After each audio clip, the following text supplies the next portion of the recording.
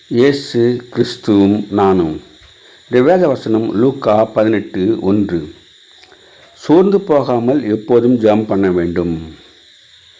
அன்பான சகோதர சகோதரிகளே, சோர்ந்து போகாமல் எப்போதும் ஜெபம் பண்ண வேண்டும் என்பதை குறித்து கர்த்தர் ஒரு உவமையை சொன்னார்.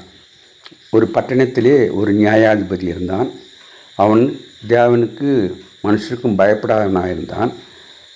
அந்த பட்டணத்தில் ஒரு விதவை இருந்தால் அவள் அவனிடத்தில் போய், என் காரியத்திலே எனக்கு நியாயம் செய்ய வேண்டும் என் எதிராளி என்னிடத்திலே என்று சொல்லிக்கொண்டே இருந்தால், அவள் தினமும் இந்த விதமாக சொல்லிக்கொண்டே இருந்தாள்.